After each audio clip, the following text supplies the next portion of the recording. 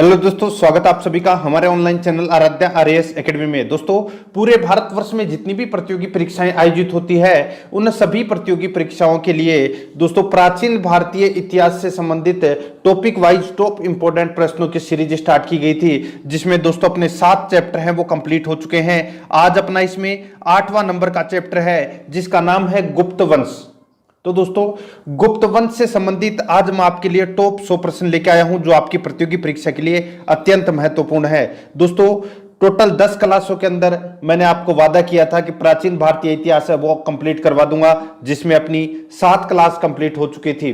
अगर आपने इन क्लासों को नहीं देखा है तो आप प्ले लिस्ट में जाइए, वहां पे आपको फोल्डर मिल जाएगा प्राचीन भारतीय इतिहास प्रश्नोत्तरी के नाम से। तो आप वहां जाके ये 7 क्लासें हैं ये जरूर देखें और आराध्या आरएएस एकेडमी के यूट्यूब चैनल को सब्सक्राइब जरूर करें, बेल आइकन को दबाएं, वीडियो को लाइक और अपने दोस्तों के पास में शेयर जरूर करें। तो चलिए दोस्तों शुरू करते हैं आज का अपना इसमें पहला प्रश्न। देखिए, गुप्त वंश का संस्थापक कौन था?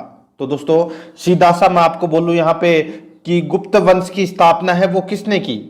तो ये की थी दोस्तों श्री गुप्त ने। तो इसमें सी नंबर का ऑप्शन बिल्कुल सही उत्तर हो जाएगा। आगे देखिए, इसमें सेकंड नंबर प्रश्न, गुप्त किसके सामंत थे?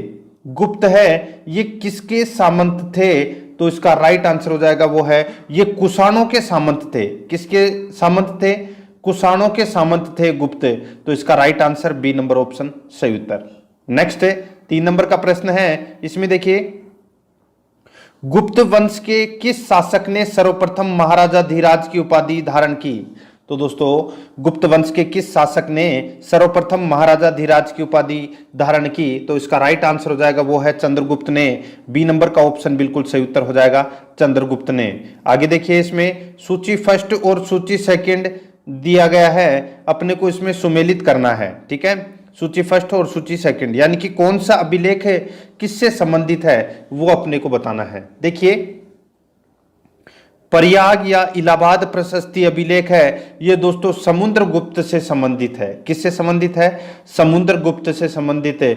और देखिए यहाँ पे विल्संड जो अभिलेख है ये दोस्तों कुमारगुप्त से संबंधित है। भीतरी अभिलेख है ये दोस्तों स्कंदगुप्त से संबंधित है। और मंदसौर लेख है ये दोस्तों वंदु वर्मन से संबंधित है। तो इस प्रश्न का राइट आंसर क्या हो जाएगा वो है इसमें 1 2 3 4 1 2 3 4। इसमें सारे के सारे सही पहले से ही सही सुमेलित हैं। तो ए नंबर का ऑप्शन है वो इसका बिल्कुल सही उत्तर हो जाएगा।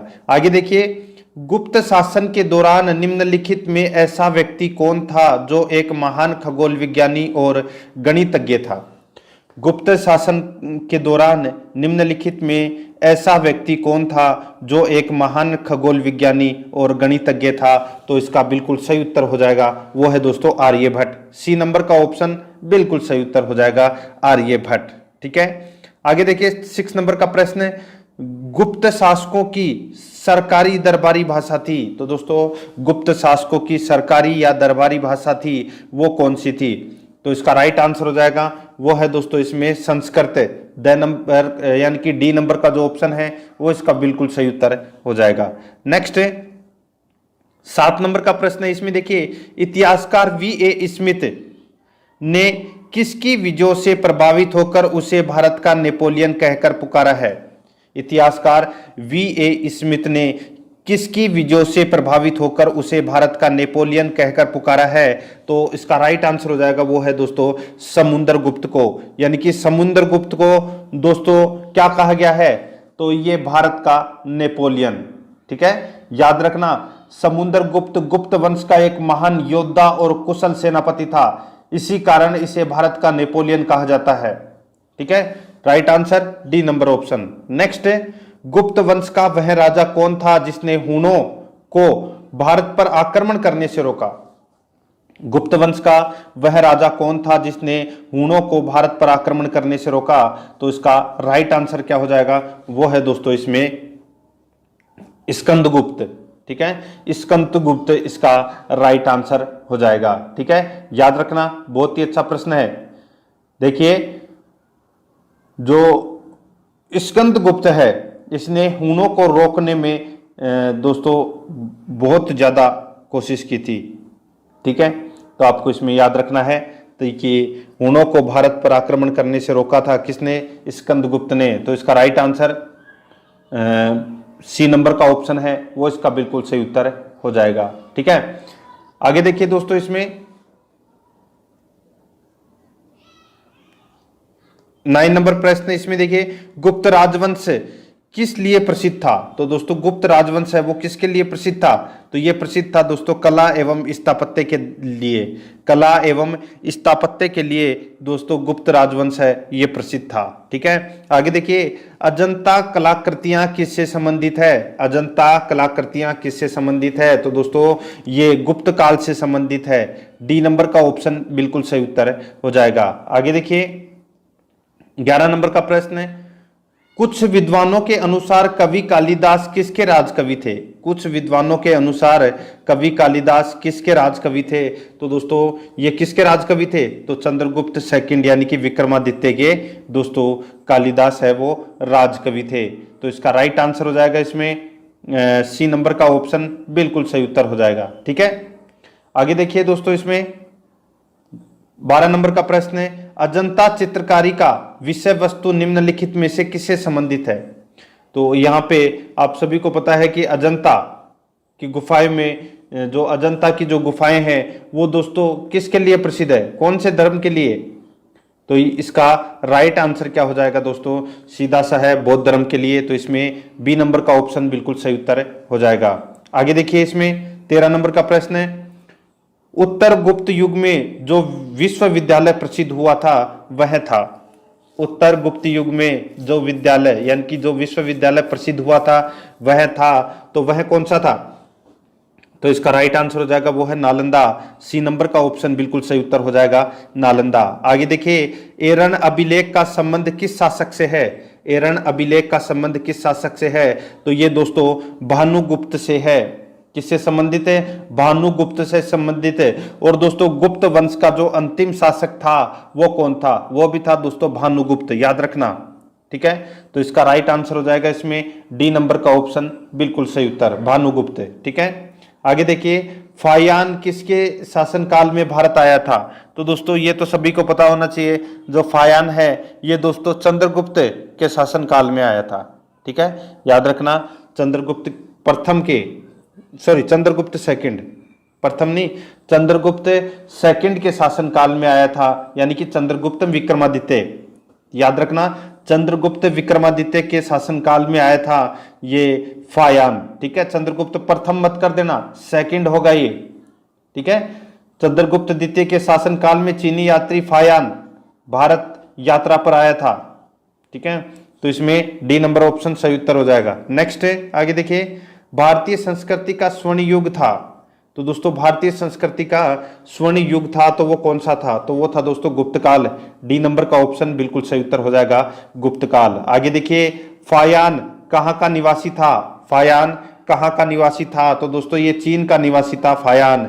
तो इसमें सी नंबर का ऑप्शन बिल्कुल सही उत्तर हो जाएगा, फायान है ये चीन का निवासी था। आगे देखिए, सेतुबंध का रचनाकार प्रवरसेन सेकंड किस वंश का शासक था?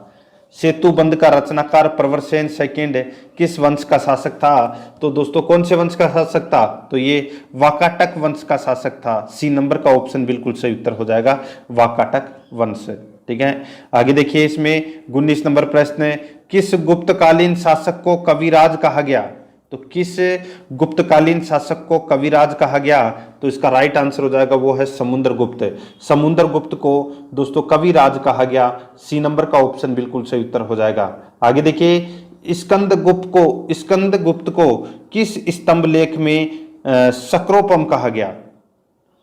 स्कंदगुप्त को किस स्तंभ लेख में सक्रोपम कहा गया? तो इसका राइट आंसर हो जाएगा वो है कहोम स्तंभ लेख। कहोम स्तंभ लेख, तो इसमें ए नंबर का ऑप्शन बिल्कुल सही उत्तर हो जाएगा, कहोम स्तंभ लेख। नेक्स्ट है 21 नंबर प्रश्न, इसमें देखिए, श्रीलंका के राजा मेघवर्मन ने किस स्थान पर भगवान बुद्ध का मंदिर बनवाने के लिए समुद्रगुप्त से अनुमति मांगी थी? श्रीलंका के राजा मेघवर्मन ने किस स्थान पर भगवान बुद्ध का मंदिर बनवाने के लिए समुद्रगुप्त से अनुमति मांगी थी? तो इसका राइट आंसर क्या हो जाएगा? बहुत ही अच्छा प्रश्न है ये, और इस प्रश्न का उत्तर क्या होगा? देखिए दोस्तों, 4 ऑप्शन आपके सामने दिए गए हैं। तो वो है दोस्तों बोध गया में। ठीक है, बोध गया में। तो इसका right answer B number option सही उत्तर हो जाएगा। आगे देखिए 22 नंबर प्रश्न है, मंदिर निर्माण कला का जन्म सर्वप्रथम कब हुआ?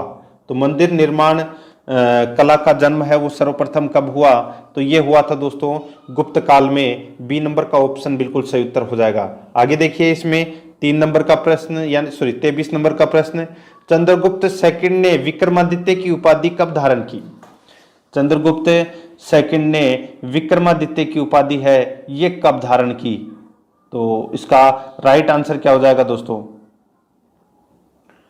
तो इसका बिल्कुल सही उत्तर हो जाएगा वो है दोस्तों, देखिए शकों का उन्मूलन करने के बाद में, शकों का उन्मूलन करने के बाद में दोस्तों विक्रमादित्य की उपाधि धारण की थी चंद्रगुप्त सेकंड ने। तो इसमें ए नंबर का ऑप्शन बिल्कुल सही उत्तर हो जाएगा। 24 नंबर प्रश्न है, गुप्त काल के सर्वाधिक लोकप्रिय देवता कौन थे? तो गुप्त काल के सर्वाधिक लोकप्रिय देवता कौन थे? तो वो थे दोस्तों विष्णु। बी नंबर का ऑप्शन बिल्कुल सही उत्तर हो जाएगा विष्णु। आगे देखिए, चंद्रगुप्त सेकंड ने अपनी किस विजय की खुशी में चांदी के विशेष सिक्के जारी किए? चंद्रगुप्त सेकंड ने अपनी किस विजय की खुशी में चांदी के सिक्के जारी किए? तो इसका राइट आंसर हो जाएगा वो है दोस्तों इसमें किस खुशी में? तो इसका बिल्कुल सही उत्तर हो जाएगा वो है दोस्तों शकों को पराजित करने के बाद में। शकों को पराजित करने के बाद में दोस्तों चांदी के सिक्के चलाए थे दोस्तों किसने? चंद्रगुप्त द्वितीय ने। ठीक है, तो इसका राइट आंसर सी नंबर का ऑप्शन बिल्कुल सही उत्तर हो जाएगा। आगे देखिए इसमें, मेहरौली दिल्ली स्थित लौह स्तंभ का निर्माण किस सदी में हुआ था? तो दोस्तों लौह स्तंभ का निर्माण है वो कौन सी सदी में हुआ था? तो ये हुआ था दोस्तों चौथी सदी में। तो इसमें यानी कि चतुर्थ सदी में। तो इसका ए नंबर का ऑप्शन बिल्कुल सही उत्तर हो जाएगा। ठीक है, आगे देखिए दोस्तों इसमें, फायान और हेनसान ने के राज्यों को देखा? तो दोस्तों फायान और हेनसान ने किसके राज्यों को देखा? देखिए फायान आया था चंद्रगुप्त विक्रमादित्य के समय और दोस्तों हेनसान आया था वो है हर्षवर्धन के समय। ठीक है, तो अपना इसमें डी नंबर का ऑप्शन बिल्कुल सही उत्तर हो जाएगा। देखिए है से है आप याद रख लेना, हर्षवर्धन में है आता है और हेनसान में भी है आता है। ठीक है, तो है से है यानी कि हेनसान आया था हर्षवर्धन के टाइम में और चंद्रगुप्त विक्रमादित्य के समय आया था फायान। ठीक है, ये दोनों चीनी यात्री थे, हेनसान और फायान। आगे देखिए, धनवंतरी थे। तो दोस्तों धनवंतरी है वो कौन थे? तो इसका राइट आंसर हो जाएगा ये है चंद्रगुप्त विक्रमादित्य के राज दरबार के नवरत्न में से एक, जो कि प्रसिद्ध चिकित्सक थे। धनवंतरी थे तो दोस्तों चंद्रगुप्त विक्रमादित्य के दरबार के नवरत्न में से एक जो प्रसिद्ध चिकित्सक थे। तो इसका राइट आंसर हो जाएगा वो है इसमें बी नंबर का ऑप्शन बिल्कुल सही उत्तर हो जाएगा। देखिए इनके दरबार में 9 रत्न थे। कौन कौन से थे तो मैं आपको नाम बता रहा हूं, ध्यान रखना। कालिदास, धनवंतरी, सणपक, ठीक है, सपनक, अमर सिंह, शंकु, बेताल, ठीक है, और घटकपर, वराहमीर और वररुचि। ये टोटल 9 रत्न थे दोस्तों चंद्रगुप्त सेकंड के दरबार में।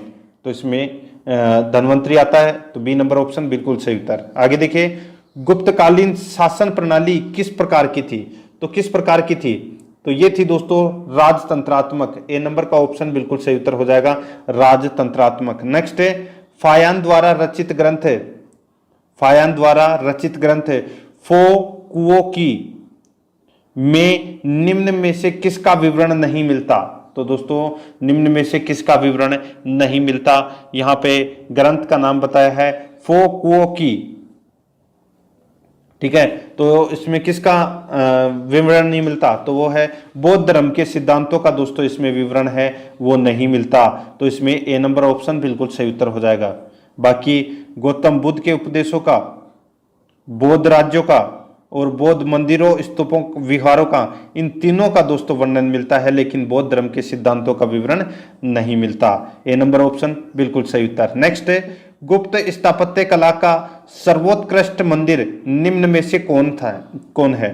गुप्त स्थापत्य कला का सर्वोत्कृष्ट मंदिर निम्न में से कौन है? तो इसका राइट आंसर हो जाएगा वो है दोस्तों कौन है? तो वो है दोस्तों देवगढ़ का दशावतार मंदिर, देवगढ़ का दशावतार मंदिर, बी नंबर का ऑप्शन बिल्कुल सही उत्तर हो जाएगा। आगे देखिए, अजंता की गुफाओं में किन गुफाओं का निर्माण गुप्त काल में हुआ? अजंता की गुफाओं में किन गुफाओं का निर्माण गुप्त काल में हुआ? तो इसका राइट आंसर हो जाएगा वो है दोस्तों 16, 17 और 19। 16 यानी कि गुफा नंबर 16, 17 और 19 इन तीनों का निर्माण है। ठीक है, ये दोस्तों गुप्त काल में हुआ था इन तीनों का निर्माण। ठीक है, और अजंता की 16 और 17 गुफा के चित्र एवं बाग इस युग की चित्रकला के सर्वोत्तम उदाहरण हैं। किसकी? तो गुप्त काल के। ठीक है, याद रखना। तो इसका right answer C number option सही उत्तर। आगे देखिए, अमरकोश के लेखक अमर सिंह किस शासक के दरबार से जुड़े थे? तो दोस्तों किस शासक के दरबार से जुड़े थे? तो ये जुड़े थे दोस्तों चंद्रगुप्त सेकंड के।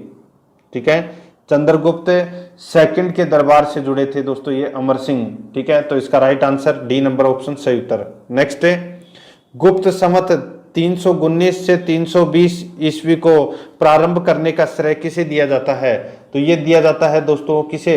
तो चंद्रगुप्त प्रथम को। चंद्रगुप्त प्रथम को दोस्तों गुप्त संवत प्रारंभ करने का श्रेय दिया जाता है। तो इसका राइट आंसर हो जाएगा ए नंबर का ऑप्शन बिल्कुल सही उत्तर हो जाएगा। ठीक है, आगे देखिए, इसमें चंद्रगुप्त प्रथम ने गुप्त संवत का प्रारंभ किस उपलक्ष्य में किया था? तो किस उपलक्ष्य में किया था ये बताना है। गुप्त संवत का प्रारंभ है वो किस उपलक्ष्य में किया था? तो ये किया था दोस्तों अपने राज्यारोहण के स्मारक के रूप में, अपने राज्यारोहण के स्मारक के रूप में दोस्तों 319 ईस्वी में गुप्त संवत है वो प्रारंभ किया था चंद्रगुप्त ने। तो इसका ए नंबर ऑप्शन बिल्कुल सही उत्तर हो जाएगा। आगे देखिए, प्रयाग प्रशस्ति अभिलेख का लेखक हरिसेन किस शासक का दरबारी कवि था? प्रयाग प्रशस्ति अभिलेख का लेखक हरिसेन किस शासक का दरबारी कवि था? तो इसका राइट आंसर हो जाएगा दोस्तों वो है समुद्रगुप्त का। तो इसमें ए नंबर ऑप्शन बिल्कुल सही उत्तर हो जाएगा समुद्रगुप्त। आगे देखिए, गुप्त काल को प्राचीन भारत का क्लासिकल युग क्यों कहा जाता है? गुप्त काल को प्राचीन भारत का क्लासिकल युग क्यों कहा जाता है? तो इसका राइट आंसर हो जाएगा वो है दोस्तों कला व साहित्य के क्षेत्र में अपने चरमोत्कर्ष पर पहुंचने के कारण है। ठीक है, तो इसमें बी नंबर ऑप्शन बिल्कुल सही उत्तर हो जाएगा। आगे देखिए, सारनाथ के दमेक स्तूप का निर्माण किस काल में हुआ? सारनाथ के दमेक स्तूप का निर्माण किस काल में हुआ? तो इसका राइट आंसर क्या हो जाएगा? वो है दोस्तों सीधा सा है, गुप्त वंश की बात कर रहे हैं अपन, तो गुप्त वंश इसका राइट आंसर हो जाएगा। धमेक स्तूप का निर्माण है ये गुप्त काल में हुआ था, डी नंबर ऑप्शन बिल्कुल सही उत्तर। नेक्स्ट है, गुप्त काल की सोने की मुद्रा को कहा जाता था? तो गुप्त काल की सोने की मुद्रा को कहा जाता था, क्या कहा जाता था? तो दिनार कहा जाता था। ए नंबर का ऑप्शन बिल्कुल सही उत्तर हो जाएगा। आगे देखिए, कुमार संभव महाकाव्य किस कवि ने लिखा? कुमार संभव महाकाव्य किस कवि ने लिखा? तो ये लिखा था दोस्तों कौन से कवि ने? तो ये लिखा था कालिदास ने। ठीक है, तो इसमें डी नंबर का ऑप्शन बिल्कुल सही उत्तर हो जाएगा कालिदास। ठीक है, आगे देखिए 41 नंबर प्रश्न, इसमें देखिए नालंदा विश्वविद्यालय की स्थापना का युग है। तो नालंदा विश्वविद्यालय की स्थापना है वो दोस्तों कौन से युग में हुई थी? तो वो हुई थी गुप्त काल में हुई थी। ठीक है, तो इसका राइट आंसर क्या हो जाएगा? सी नंबर ऑप्शन बिल्कुल सही उत्तर। नेक्स्ट, गुप्त युग में भू राजस्व की दर थी, तो यानी कि गुप्त काल में भू राजस्व की दर है वो क्या थी? तो वो है उपज का छठा भाग। उपज का छठा भाग ये दोस्तों इसमें गुप्त काल में भू राजस्व की दर थी। ठीक है, तो इसमें बी नंबर ऑप्शन बिल्कुल सही उत्तर हो जाएगा। आगे देखिए दोस्तों, इसमें नगरों का क्रमिक पतन किस काल की एक महत्वपूर्ण विशेषता थी? नगरों का क्रमिक पतन किस काल की एक महत्वपूर्ण विशेषता थी? तो ये थी दोस्तों गुप्त काल की एक महत्वपूर्ण विशेषता। ए नंबर का ऑप्शन बिल्कुल सही उत्तर हो जाएगा। आगे देखिए, किस वंश के शासकों ने मंदिरों एवं ब्राह्मणों को सबसे अधिक ग्राम अनुदान में दिया? किस वंश के शासकों ने मंदिरों एवं ब्राह्मणों को सबसे अधिक ग्राम अनुदान में दिया था? तो इसका राइट आंसर हो जाएगा दोस्तों वो है इसमें गुप्त वंश। तो इसमें ए नंबर का ऑप्शन बिल्कुल सही उत्तर हो जाएगा गुप्त वंश। ठीक है, आगे देखिए, दिल्ली के मेहरौली के कुव्वत उल इस्लाम मस्जिद के प्रांगण में स्थित प्रसिद्ध लोह स्तंभ किसकी स्मृति है, किसकी स्मृति में किया गया? तो ये देखिए दोस्तों, दिल्ली के मेहरौली के कुव्वत उल इस्लाम की मस्जिद के प्रांगण में स्थित प्रसिद्ध लोह स्तंभ है वो किसकी स्मृति में बनाया गया? तो इसका राइट आंसर क्या हो जाएगा दोस्तों, बताइए। 4 ऑप्शन आपके सामने हैं। तो इसका बिल्कुल सही उत्तर हो जाएगा दोस्तों वो है चंद्रगुप्त। ठीक है, तो इसका राइट आंसर हो जाएगा इसमें चंद्रगुप्त। ठीक है, बी नंबर ऑप्शन बिल्कुल सही उत्तर। नेक्स्ट है, कालिदास द्वारा रचित मालविका अग्निमित्र नाटक का नायक था। कालिदास द्वारा रचित मालविका अग्निमित्र नाटक का रचयिता था, तो कौन था? तो इसका राइट आंसर हो जाएगा वो है दोस्तों इसमें अग्निमित्र। ठीक है, तो इसमें सी नंबर का ऑप्शन बिल्कुल सही उत्तर हो जाएगा। ठीक है, याद रखना, कालिदास द्वारा रचित मालविका अग्निमित्र नाटक का नायक कौन था? तो वो था अग्निमित्र। सी नंबर ऑप्शन बिल्कुल सही उत्तर हो जाएगा। आगे देखिए, चंद्रगुप्त की सैनिक उपलब्धियों का वर्णन उसके किस अभिलेख में उपलब्ध है? समुद्रगुप्त की सैनिक उपलब्धियों का वर्णन उसके किस अभिलेख में उपलब्ध है? तो इसका राइट आंसर हो जाएगा वो है दोस्तों प्रयाग के अभिलेख में। ठीक है, प्रयाग के अभिलेख में। तो इसमें डी नंबर ऑप्शन बिल्कुल सही उत्तर हो जाएगा। आगे देखिए, इसमें निम्न में से किस काल में स्त्रियों की पुरुषों से बराबरी थी? तो किस काल में स्त्रियों की पुरुषों से बराबरी थी? तो इसका राइट आंसर हो जाएगा वो है गुप्त काल में। ठीक है, गुप्त काल में स्त्रियों की पुरुषों से बराबरी थी। तो इसका ए नंबर ऑप्शन बिल्कुल सही उत्तर हो जाएगा। आगे देखिए, कौन सा राजवंश हूणों के आक्रमण से अत्यंत विचलित हुआ? कौन सा राजवंश हूणों के आक्रमण से अत्यंत विचलित हुआ? तो ये इसका राइट आंसर हो जाएगा वो है गुप्त। ठीक है, तो इसमें सी नंबर का ऑप्शन बिल्कुल सही उत्तर हो जाएगा। आगे देखिए, निम्नलिखित में कौन सा नाटक कालिदास ने नहीं लिखा था? तो कालिदास ने कौन सा नाटक है वो नहीं लिखा था? तो यहाँ पे देखिए, मालविका अग्निमित्रम, अभिज्ञान शाकुंतलम, विक्रमोर्वशीयम। ठीक है, तो ये जो तीनों नाटक हैं ये तो दोस्तों कालिदास के द्वारा लिखे गए थे, लेकिन चौथा नंबर का जानकी हरण ये कालिदास द्वारा रचित नहीं है। तो अपना डी नंबर ऑप्शन बिल्कुल सही उत्तर हो जाएगा। आगे देखिए, अजंता गुफाओं के सरीखी जैसी गुफाएं मध्य प्रदेश में कहाँ है? अजंता गुफाओं के सरीखी जैसी गुफाएं मध्य प्रदेश में कहाँ है? तो दोस्तों कहाँ पर है मध्य प्रदेश में? तो ये है दोस्तों धार में, बाग धार में। तो इसमें राइट आंसर ए नंबर का ऑप्शन सही उत्तर धार जिले में। आगे देखिए, गुप्त वंश ने अवधि में शासन किया। तो दोस्तों गुप्त वंश ने कौन सी अवधि से कौन सी अवधि तक शासन किया? तो इसका राइट आंसर हो जाएगा वो है इसमें 319 से 500 ईस्वी तक। 319 ईस्वी से 500 ईस्वी तक दोस्तों शासन किया था गुप्त वंश ने। ठीक है, तो इसका राइट आंसर इसमें ए नंबर का ऑप्शन बिल्कुल सही उत्तर हो जाएगा। आगे देखिए, बाल विवाह की प्रथा आरंभ हुई। तो दोस्तों बाल विवाह की प्रथा है यह आरंभ हुई थी किस काल में? तो दोस्तों गुप्त काल में हुई थी। ठीक है, तो इसका राइट आंसर गुप्त काल में बाल विवाह की प्रथा आरंभ हुई थी। नेक्स्ट है, सोने के सर्वाधिक सिक्के किस काल में जारी किए गए? तो सोने के सर्वाधिक सिक्के किस काल में जारी किए गए? तो ये जारी किए गए थे दोस्तों गुप्त काल में। तो इसमें बी नंबर का ऑप्शन बिल्कुल सही उत्तर हो जाएगा। आगे देखिए, यूरोपीय भाषा में अनुदित या अनुवादित प्रथम भारतीय ग्रंथ कौन सा है? यूरोपीय भाषा में अनुदित या अनुवादित प्रथम भारतीय ग्रंथ कौन सा है? तो उसका नाम है दोस्तों अभिज्ञान शाकुंतलम। बी नंबर का ऑप्शन बिल्कुल सही उत्तर हो जाएगा अभिज्ञान शाकुंतलम। नेक्स्ट, सती प्रथा का पहला उल्लेख कहां से मिलता है? तो सती प्रथा का पहला उल्लेख कहां से मिलता है? तो ये मिलता है दोस्तों कहां से? तो इसका राइट आंसर हो जाएगा वो है एरन अभिलेख से मिलता है। सी नंबर का ऑप्शन बिल्कुल सही उत्तर हो जाएगा एरन अभिलेख। आगे देखिए, गुप्त वंश के निम्नलिखित शासकों का क्रम से लगाना है। क्रम से लगाना है गुप्त वंश के शासकों का क्रम। देखिए दोस्तों यहाँ पे सबसे पहले शासक बनता है चंद्रगुप्त प्रथम। कब बनता है? तो 319 ईस्वी में, ठीक है। उसके बाद में शासक बनता है दोस्तों समुद्रगुप्त। कब बनता है? तो 335 ईस्वी में। उसके बाद में शासक बनता है दोस्तों चंद्रगुप्त। ये बनता है दोस्तों चंद्रगुप्त द्वितीय, ये बनता है 380 में। और उसके बाद में शासक बनता है दोस्तों वो है कुमारगुप्त। कुमारगुप्त बनता है दोस्तों 413 ईस्वी में। और फिर दोस्तों कुमारगुप्त के बाद में शासक बनता है स्कंदगुप्त। ये कब बनता है? तो ये बनता है दोस्तों 455 ईस्वी में, ठीक है। तो यहाँ पे बिल्कुल सीधा सा क्रम ये ही होगा इसका। कुमारगुप्त यहाँ पे दे नहीं रखा तो बिल्कुल अपना क्रम यही होगा।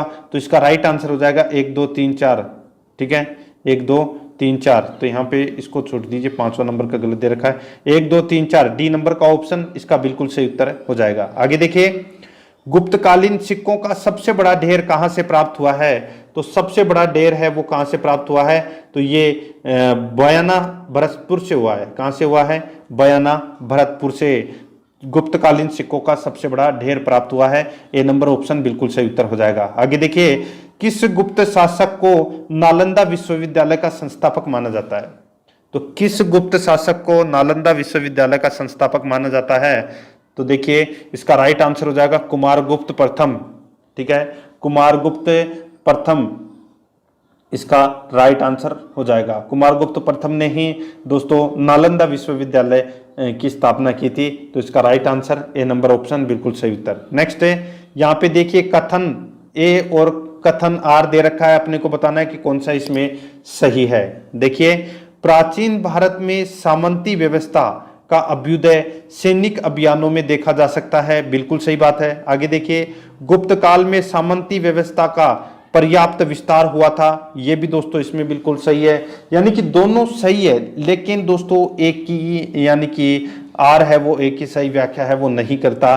दोनों कथन इसमें बिल्कुल सही है, तो इसमें बी नंबर का ऑप्शन बिल्कुल सही उत्तर हो जाएगा। आगे देखिए, गुप्त काल में उत्तर भारतीय व्यापार निम्नलिखित किस एक पतन से संचालित होता है था? गुप्त काल में उत्तर भारतीय व्यापार निम्नलिखित किस एक पतन से संचालित होता था? तो इसका राइट आंसर हो जाएगा दोस्तों वो है इसमें, देखिए 4 ऑप्शन आपके सामने दिए गए हैं। तो इसका बिल्कुल सही उत्तर है वो है दोस्तों ताम्रलिप्ति, ठीक है। ए नंबर का ऑप्शन बिल्कुल सही उत्तर हो जाएगा।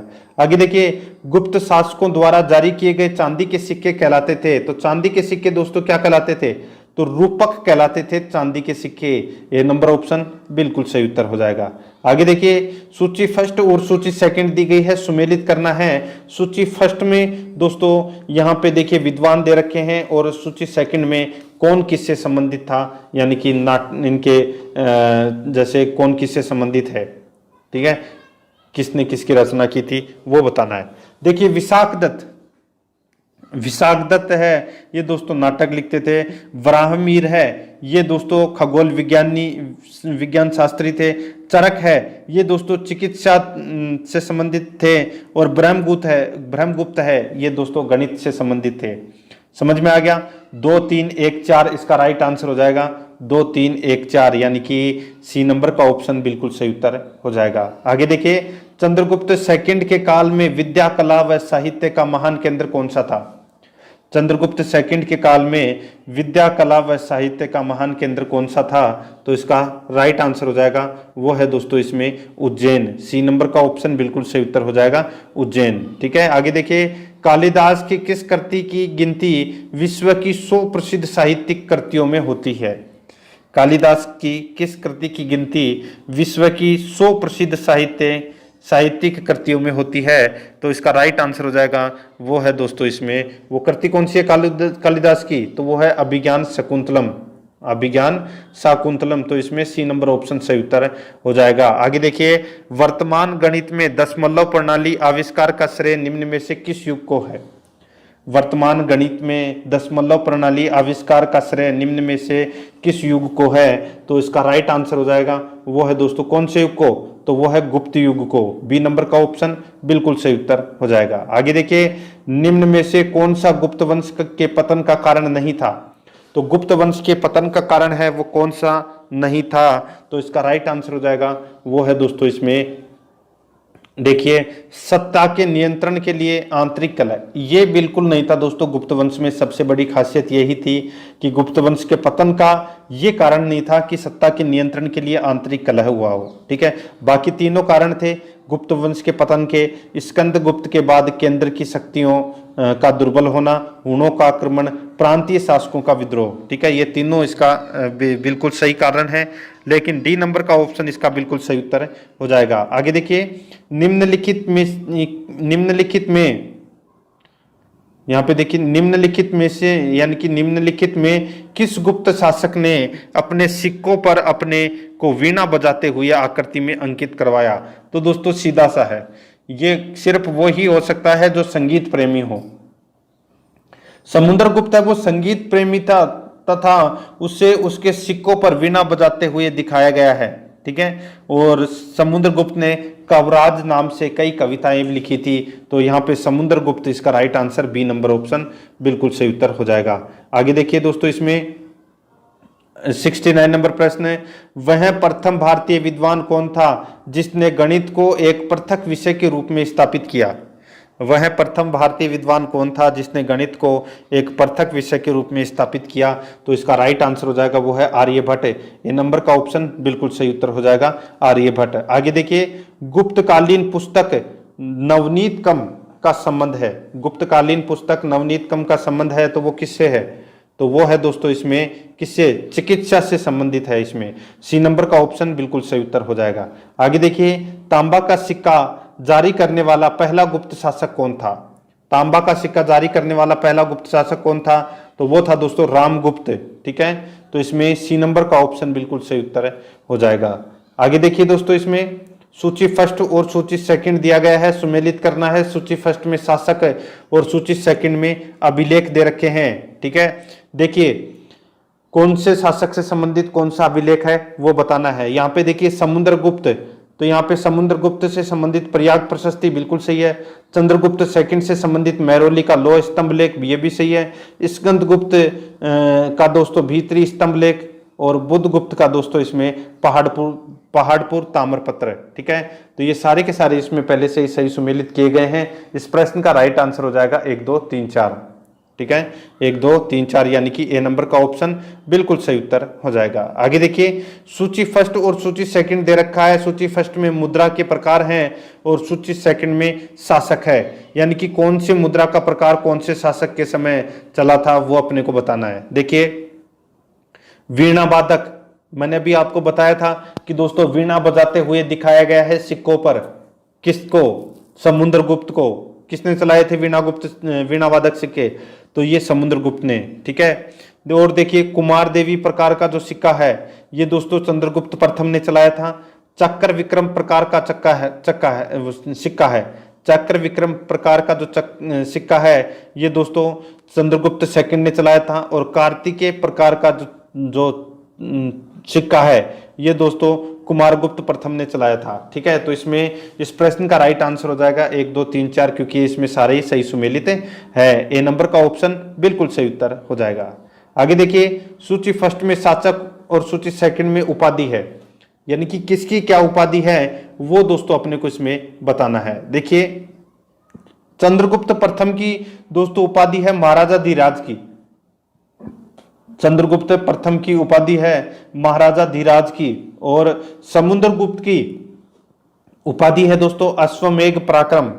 और चंद्रगुप्त सेकंड की उपाधि है दोस्तों परम भागवत। और स्कंदगुप्त की दोस्तों उपाधि है सक्रोपम, ठीक है, याद रखना है सक्रोपम। तो इसका राइट आंसर हो जाएगा इसमें। देखिए इस प्रश्न का राइट आंसर है 1 2 3 4, 1 2 3 4 इसका बिल्कुल सही उत्तर हो जाएगा, ठीक है। तो इसका बिल्कुल सही उत्तर हो जाएगा कहां पर है 1 2 3 4, डी नंबर का ऑप्शन बिल्कुल सही उत्तर। नेक्स्ट है आगे देखिए सूची फर्स्ट में शासक है और सूची सेकंड में पत्नी है, यानी कि कौन से शासक की पत्नी कौन थी वो अपने को बताना है। देखिए दोस्तों चंद्रगुप्त प्रथम, दोस्तों चंद्रगुप्त प्रथम ने लिच्छवी राजकुमारी कुमार देवी के साथ में विवाह किया था, ठीक है। तो कुमार देवी चंद्रगुप्त प्रथम की पत्नी थी, ठीक है। अब यहाँ पे देखिए रामगुप्त, रामगुप्त की पत्नी थी दोस्तों ध्रुवा देवी, ध्रुव देवी, ठीक है। और दोस्तों चंद्रगुप्त यहाँ पे देखिए सॉरी समुद्रगुप्त, समुद्रगुप्त की जो पत्नी का नाम था वो था दोस्तों क्या, तो वो है दत्ता देवी। कौन थी? दत्ता देवी। ये दोस्तों समुद्रगुप्त की पत्नी का नाम था। और दोस्तों यहाँ पे Rudrasen second, Rudrasen second, sorry यहाँ पे रुद्रसेन यानी नहीं चंद्रसेन, यहाँ पे चंद्रगुप्त सेकंड है, ठीक है, रुद्रसेन नहीं होगा, चंद्रगुप्त, चंद्रगुप्त सेकंड। तो चंद्रगुप्त सेकंड की पत्नी का नाम था दोस्तों प्रभावती। क्या नाम था? प्रभावती, ठीक है। और दोस्तों प्रभावती, सॉरी देखिए अपने इसमें सही है, रुद्रसेन इसका बिल्कुल सही है। देखिए दोस्तों इसमें एक चीज, रुद्रसेन सेकंड, ठीक है, रुद्रसेन सेकंड की पत्नी का नाम था प्रभावती, बिल्कुल सही बात है। ये जो प्रभावती है ये दोस्तों चंद्रगुप्त सेकंड की पुत्री थी, यानी कि चंद्रगुप्त सेकंड ने अपनी पुत्री प्रभावती का विवाह वाकाटक शासक रुद्रसेन सेकंड के साथ में किया था, ठीक है। समझ में आ गया? इसका राइट आंसर क्या हो जाएगा? 1 2 3 4, यानी कि ए नंबर का ऑप्शन बिल्कुल सही उत्तर हो जाएगा। आगे देखिए, किस गुप्त शासक ने दक्षिणापथ में स्थित 12 राज्यों पर धर्म विजय की? किस गुप्त शासक ने दक्षिणापथ में स्थित 12 राज्यों पर धर्म विजय की? तो इसका राइट आंसर हो जाएगा वो है दोस्तों समुद्रगुप्त ने। तो इसमें बी नंबर का ऑप्शन बिल्कुल सही उत्तर हो जाएगा। आगे देखिए दोस्तों इसमें 77 नंबर प्रश्न है, सर्व राजोच्छेता यानी कि सभी राजाओं को उखाड़ फेंकने वाला की उपाधि किसने धारण की? तो सभी राजाओं को उखाड़ फेंकने वाला की उपाधि किसने धारण की? तो ये धारण की थी दोस्तों किसने? तो चंद्रगुप्त सेकंड ने।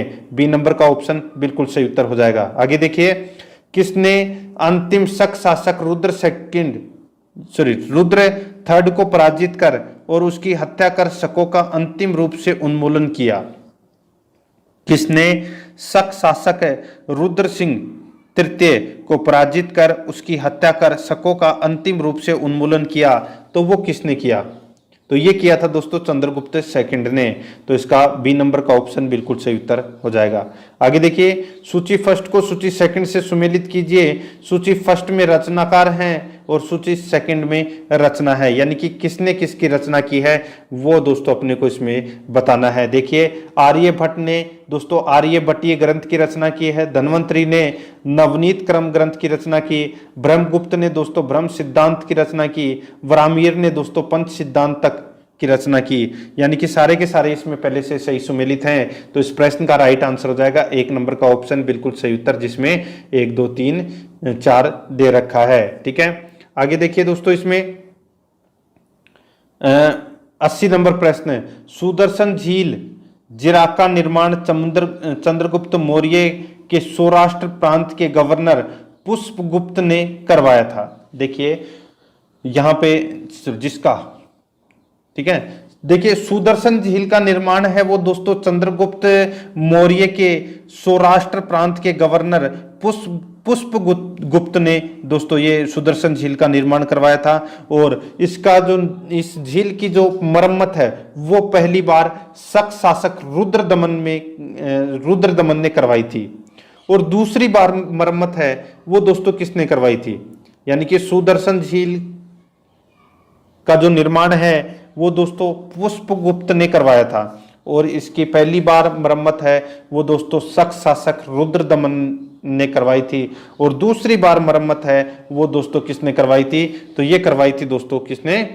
तो स्कंदगुप्त ने। बी नंबर का ऑप्शन बिल्कुल सही उत्तर हो जाएगा स्कंदगुप्त। आगे देखिए इसमें 81 नंबर प्रश्न है, सूची फर्स्ट को सूची सेकंड से सुमेलित करना है। सूची फर्स्ट में प्रशासकीय विभाजन और सूची सेकंड में प्रशासक दे रखा है।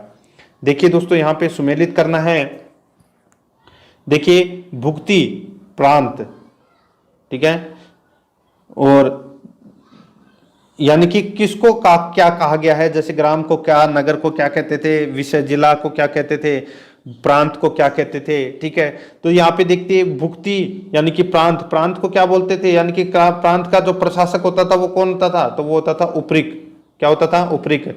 और विषय जिला विषय जिला यानी कि इसका जो प्रशासक होता था वो है विषयपति, नगर का प्रशासक होता था नगरपति, और ग्राम का प्रशासक होता था ग्रामिक। तो इसमें 1 2 3 4 इसका राइट आंसर हो जाएगा। आगे देखिए, कौन सुमेलित नहीं है, कौन सुमेलित इसमें नहीं है। यहां पे देखिए दोस्तों, देखिए महासंधि विग्रहिक यानी कि युद्ध व शांति का मंत्री, दूसरा है महान दंडनायक यानी कि सेना का सर्वोच्च अधिकारी, विनय स्थिति स्थापक, विनय स्थिति स्थापक।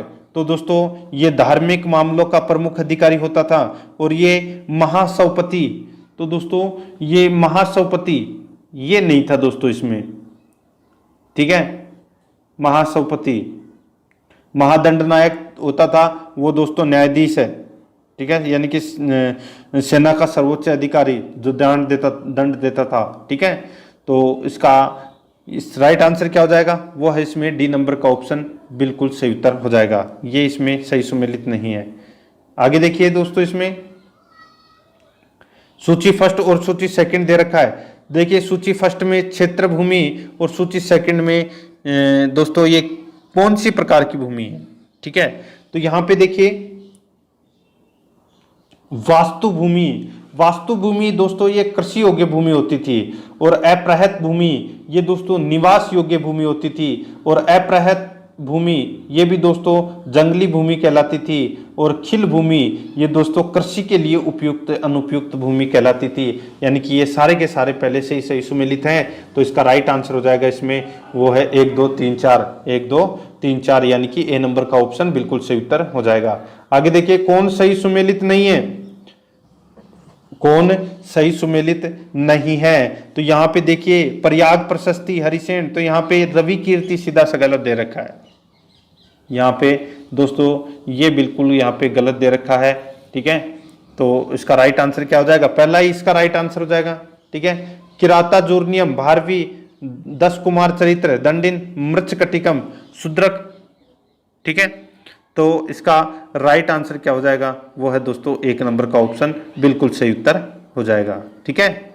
समझ में आ गया। आगे देखिए इसका राइट आंसर क्या होगा, 1 नंबर ऑप्शन। नेक्स्ट है कौन सुमेलित नहीं है। यहां पे देखिए कौन सुमेलित नहीं है, तो देखिए वाग्भट, अष्टांग हृदय, कामदंक, नीतिसार, विशाखदत्त, मुद्रा राक्षस, और यहाँ पे भर्तरी दे रखा है मेघदूतम। अब दोस्तों सीधा सा है, देखिए मेघदूत है ये किसकी रचना है, तो ये दोस्तों कालिदास की रचना है। तो इसका राइट आंसर क्या हो जाएगा, वो है दोस्तों इसमें डी नंबर का ऑप्शन बिल्कुल सही उत्तर। नेक्स्ट है, आगे देखिए सूची फर्स्ट को सूची सेकंड से सुमेलित करना है, ठीक है। तो यहाँ पे देखिए श्रेष्ठी, श्रेष्ठी किसको बोलते थे, तो श्रेष्ठी बोलते थे साहूकार को। और सार्थवाह, सार्थवाह बोलते थे व्यापारी को।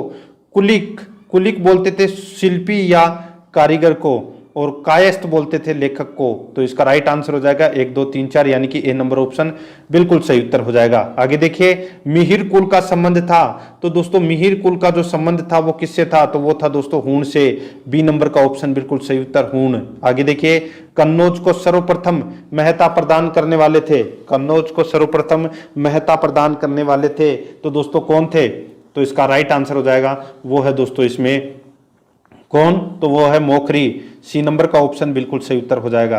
आगे देखिए गुप्त राजा जिसने विक्रमादित्य की पदवी धारण की थी, गुप्त राजा जिसने विक्रमादित्य की पदवी धारण की थी, तो वो कौन थे, तो वो थे दोस्तों चंद्रगुप्त द्वितीय। सी नंबर का ऑप्शन बिल्कुल सही उत्तर। नेक्स्ट है कुतुब मीनार के निकट स्थित लोह स्तंभ वैज्ञानिकों का ध्यान क्यों खींच रहा है, क्यों खींच रहा है, क्योंकि दोस्तों उसकी उंगरोधता के कारण, उसकी उंगरोधता के कारण दोस्तों। तो इसमें डी नंबर का ऑप्शन बिल्कुल सही उत्तर हो जाएगा। आगे देखिए प्राचीन भारत में गुप्त काल से संबंधित गुफा चित्रांकन के केवल 2 उदाहरण उपलब्ध हैं। इनमें से एक अजंता की गुफाओं में किया गया चित्रांकन है।